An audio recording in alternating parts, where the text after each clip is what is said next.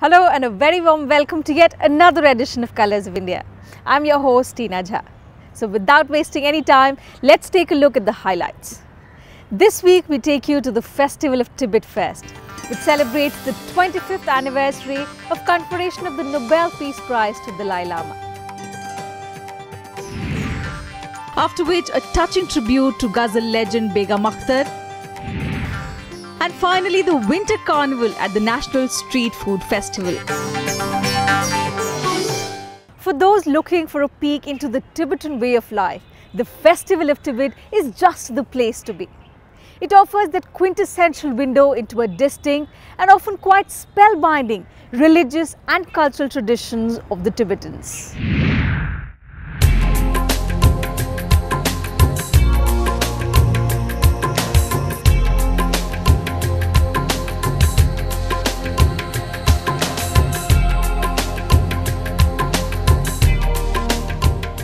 Dedicated to His Holiness the Dalai Lama. The 5-day Tibet Festival at Delhi Heart is the perfect place to experience its culture. Be they handicrafts, books, religious offerings, or even the performing art. The Central Tibetan Administration has declared 2014 as a year to pay our tribute and gratitude to His Holiness the Dalai Lama for his compassionate and visionary leadership to the Tibetan people. When it comes to culture, many of our aspects of our culture derives from Buddhism, and Buddhism comes from India. So His Holiness the Dalai Lama always says that as far as the culture and religion are concerned, we are disciples of India.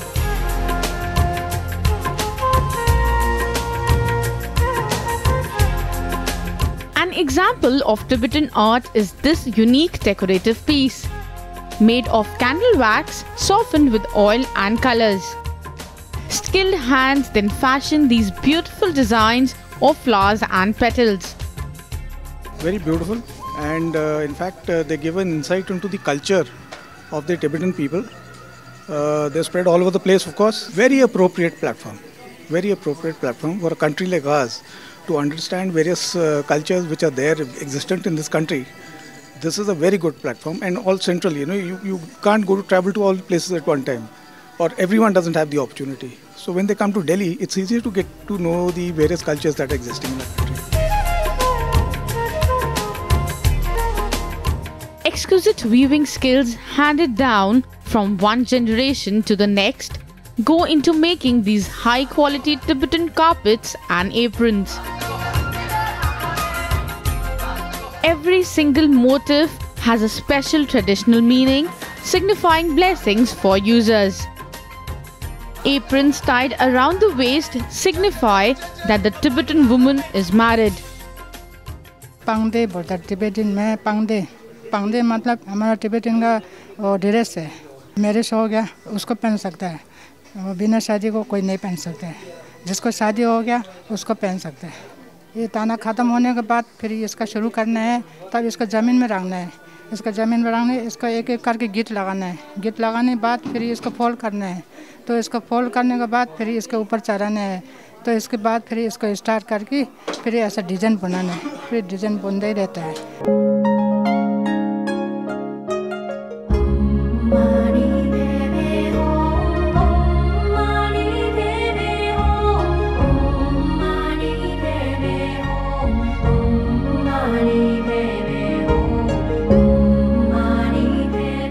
The sand mandala is the art of painting with colored sand, a unique and sacred art of Tibetan Buddhism in which millions of grains are used.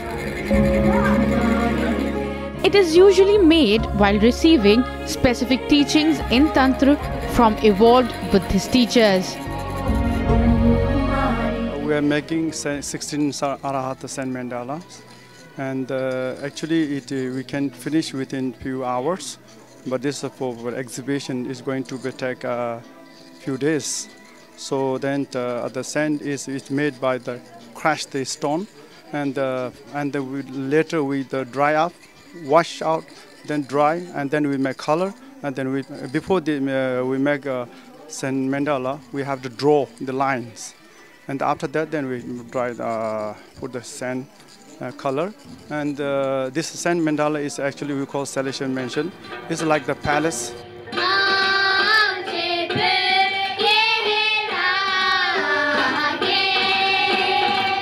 Evenings are for the cultural performances. The first is a group song by the children of Samyaling Day School. It describes the happiness of Tibetans with the Nobel Peace Prize being conferred on His Holiness the Dalai Lama.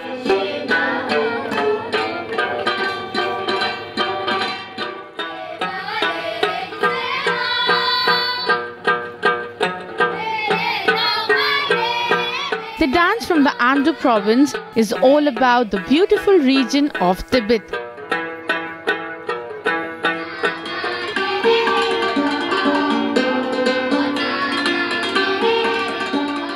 The Doime dance and song from the Kham province of eastern Tibet describes the importance of culture, religion, language and the need to preserve it.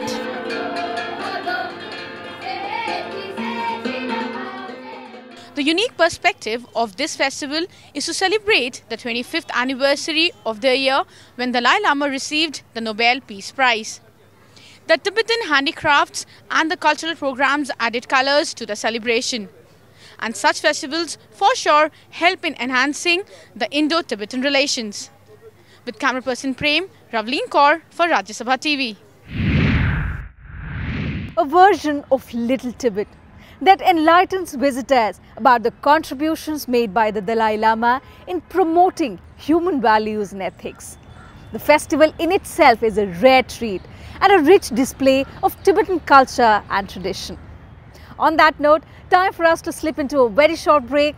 There's much more lined up for you on the other side. Don't go away. After the break, a sneak peek into a love story from the Song Dynasty, opera style. Welcome back after the break. In our next segment, we pay a musical tribute to Malika-e-Ghazal Begum Akhtar.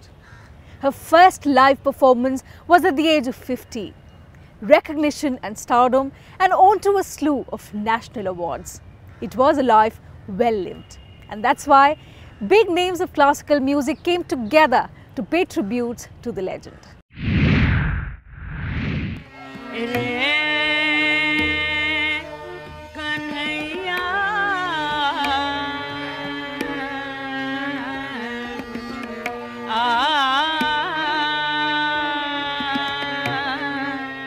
An evening to remember one of the greatest maestros of Indian music, the golden voice of the Indian ghazal, Begum Akhtar.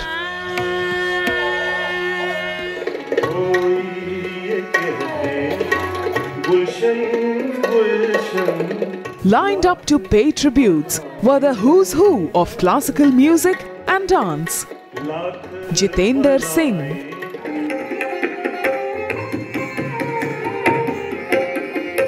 Kathak dancers Saswati Sen and Vaswati Mishra, and the legendary Pandit Birju Maharaj.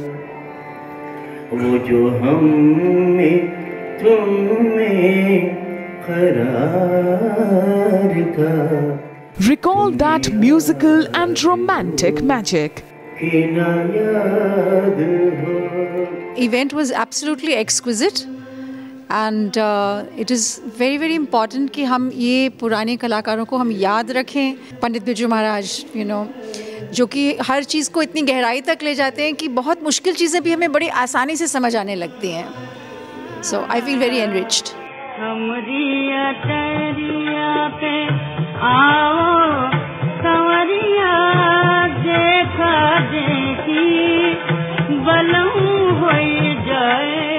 In her early years, Akhtar trained under several big names.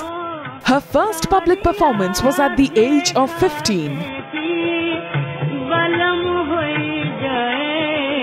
She was attracted to a film career but gave it up for Indian classical music. ghazal, thumri, dadra and light classical. And she made a mark with it. Ghazals sung by Begum Akhtar have become immortal treasures of the genre, conveying emotions like none before or after her. I've been a Kathak fan and also a ghazal fan, so it was good to see the amalgamation of both here and by such artists like Shashwati Sen, Bhashwati Mishra and of course Pandit Peony Maharaj ji.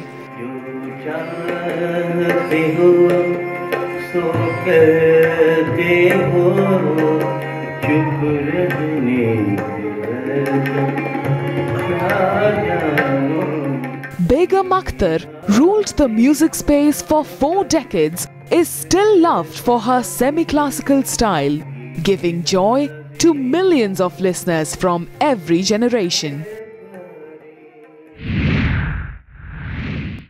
Even after 40 years of her death, Begum's voice still lives on through her ghazals. And after that soothing performance, time now for some medieval age production all the way from China. And this opera was staged in India for the first time ever. Take a look.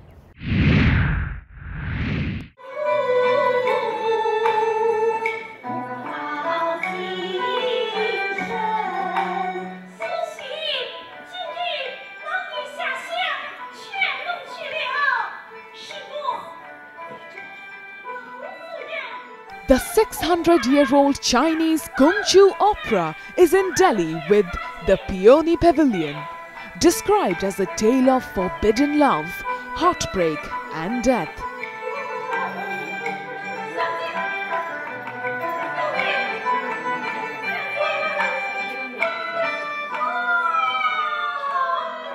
It's one of the oldest and most refined styles of Chinese theatre.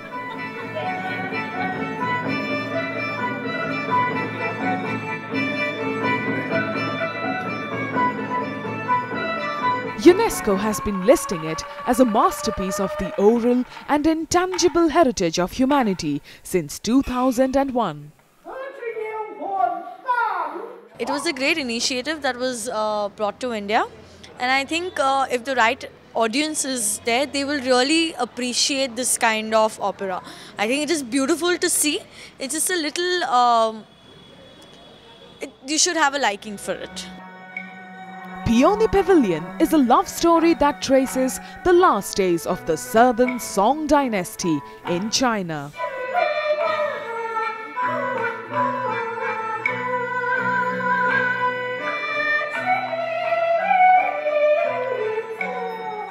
A maid persuades the young daughter of an official to take a walk when she falls asleep and in her dream falls in love with a young scholar.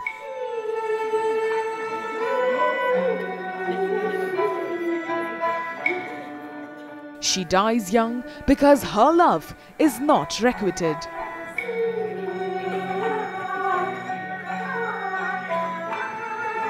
If you read the subtitles, because we can't understand as a language a thing, but if you read the subtitles, you understand the story.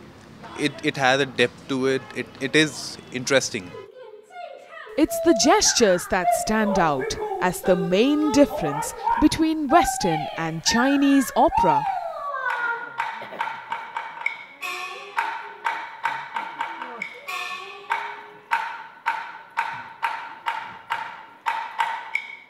Apart from the movements that convey situations and character traits, costumes and makeup play pivotal roles.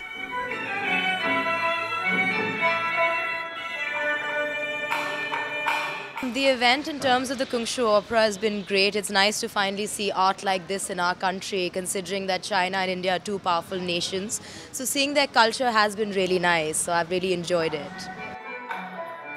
Written by Tang Xianshu in the Ming Dynasty, the play was first performed in 1598. It's presented in India for the first time by Indian-American danseuse Swati Bhise from Sadir Theatre Festival.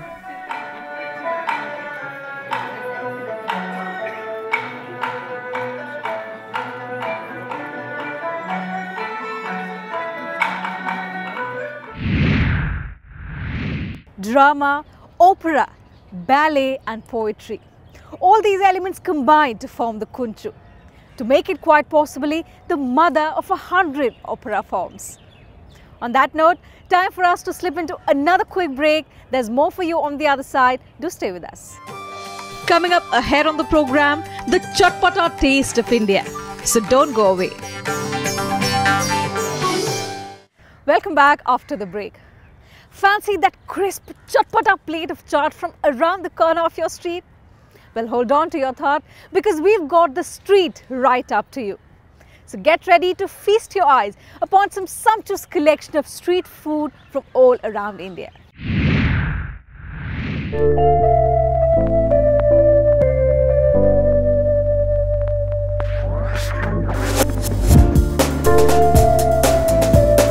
Demand dictates the taste of popular delights. So when the notion of street food enters our minds, we're left with endless options and many streets to choose from.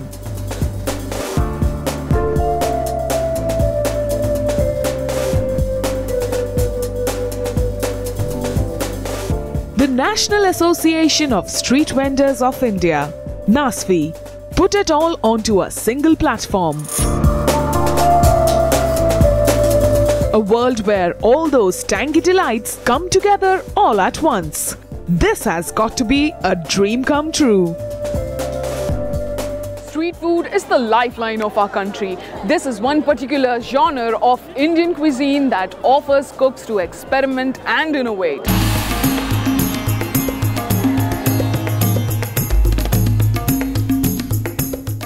NASFI has been up and about the scenario of street vendors in India since 1998, working towards safeguarding professional rights of thousands of them across the country.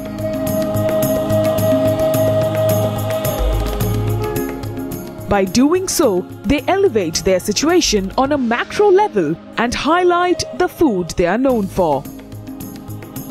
For the government, this is the most awesome food security program that can happen and the most awesome poverty elevation program that can happen. It can lift people out of poverty in one go. So just imagine this food festival. It has around 500 recipes. So you can't imagine even the biggest hotel, such a large number of recipes. So if we have in every city food streets, then just imagine how many recipes will be available to us, and that too at reasonable cost. Some things just don't gel well. Just like the passion for street food and the thought of calories. And looking at the visiting crowd, I was sure that in this battle, food won. Street food is something which anybody on the road eats, and whether it's a high income group, low income group, you go to college, you go to office, you just try the street food on the roads. It's like you eat street food every day. There's food from all different states, and it's really nice to learn also about the culture and the food. So it's a great experience. Street food is like getting it in cheaper amount, and then having the real taste, real flavor of it. Street food is basically all about that.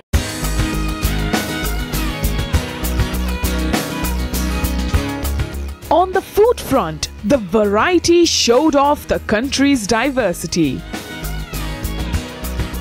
The fabulously aromatic tea from Assam and its most famous rice cakes, steamy goodness with a hint of sweetness.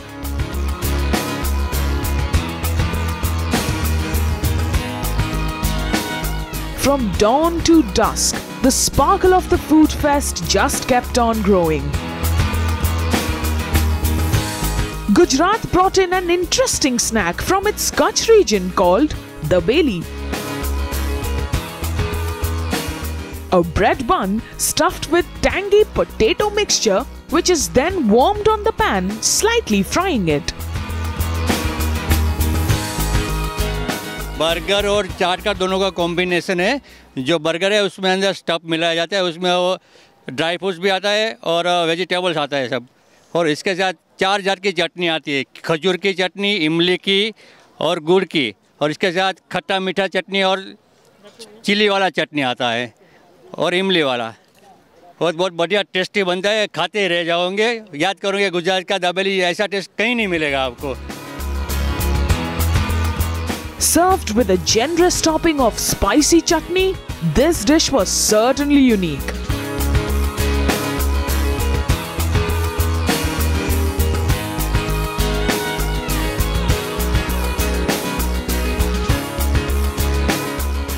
I've just tasted dabeli.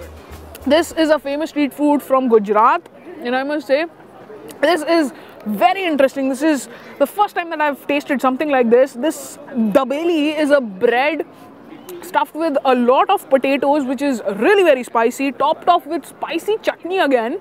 So tangy, sweet, and a lot of flavor goes inside it.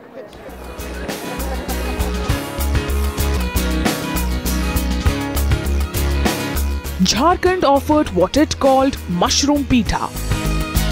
Made of rice dough, this is a paratha which can be made with chicken or vegetables. Served along with a garlic dip, this turned out to be quite a tasty dish.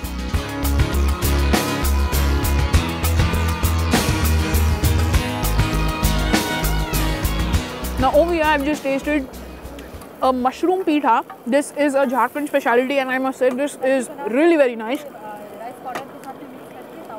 If this is street food, then I'm ready to go to the nook and corners of each and every state, wherever they are, find them and relish in them. Good God, this is really nice. Jharkhand also came up with a tribal preparation called katnosi.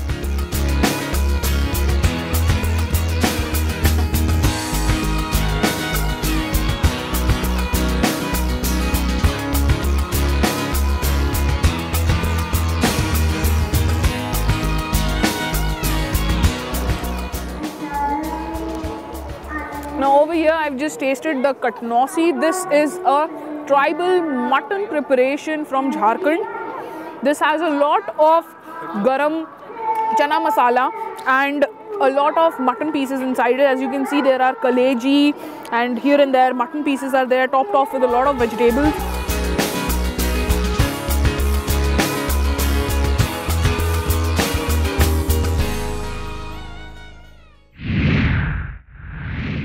Delhi sure has its share of street food, but for this festival, the foodies got a pan-Indian treat. With that, time for me to wrap up this episode of Colors of India. Do tune in same time next week for more colourful events from across the city. Until then, take very good care. Goodbye.